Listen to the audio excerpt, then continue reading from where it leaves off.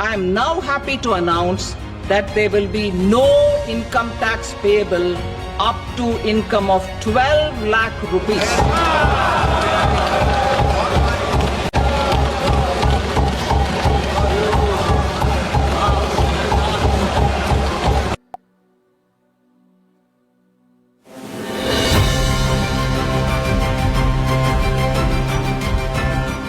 आने वाले दिनों में, आने वाले सालों में, आने वाले दशकों में दुनिया में दो क्लासेस बहुत होंगी। या तो बहुत अमीर बहुत होंगे या बहुत गरीब। मिडिल क्लास जो अब सबसे ज्यादा है वो कम होती जाएगी। अपने हाथों को उठाकर हम प्रार्थना करेंगे।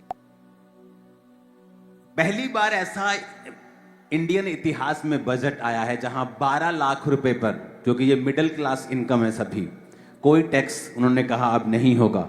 टैक्स में काफी उन्होंने छूट दी है, चीजें की हैं। सुनो मेरी बात। अब आपको मैंने पिछले संडे कहा कि मिडिल क्लास के ऊपर भार होगा और वो गरीब होती जाएगी।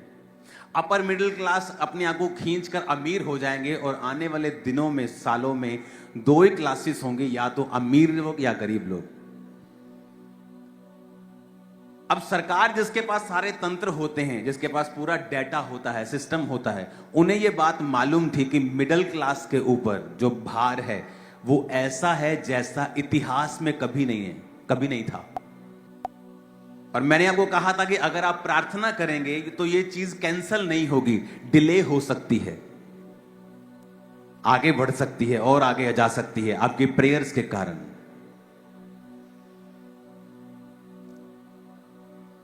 तो सरकार ने एक छक्का मारा है, आप लोगों के लिए बेहतरी के लिए काम किया है। लेकिन जो मैंने कहा है वो भी पूरा होगा, क्योंकि मैं आपको बता रहा हूं जो मिडिल क्लास के ऊपर बोझ है वो बढ़ेगा फ्यूचर में।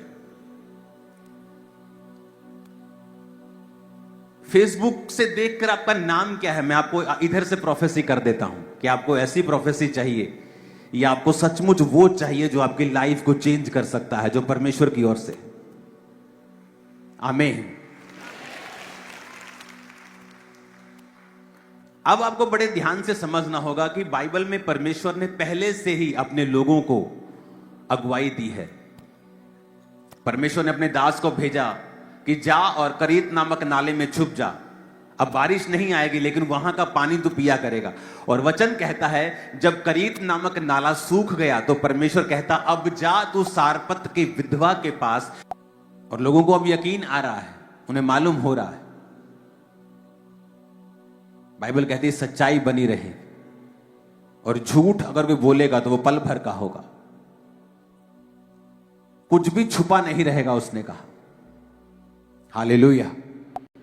अगर मुझे आज, मैंने 5 अध्याय में रोज पढ़ता था, 10 पढ़ता था, मुझे 20 पढ़ने हैं और समझ के पढ़ने हैं और बैठ के पढ़ने हैं और एक एक लाइन को पढ़ना है और समझना है और स्पिरिट से अंदर लेना है। हर एक की बुलाहट अलग है।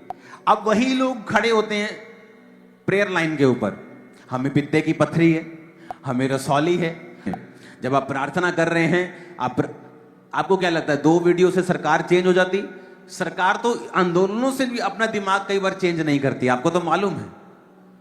कितने कितने प्रोटेस्ट लोग मर जाते हैं, वो अपना दिमाग चेंज नहीं करती अगर वो अपनी आई पे आए। लेकिन जब आप प्रेयर्स करते हैं तो परमेश्वर उनके दिमाग को चेंज करता है। प्रार्थना इस दुनिया का सबसे पावरफुल हथियार है। परमाणु बम से भी कई लाख गुना ये खतरनाक है। हमें लगता है ये इत्तेफाक है, ये इत्तेफाक नहीं है।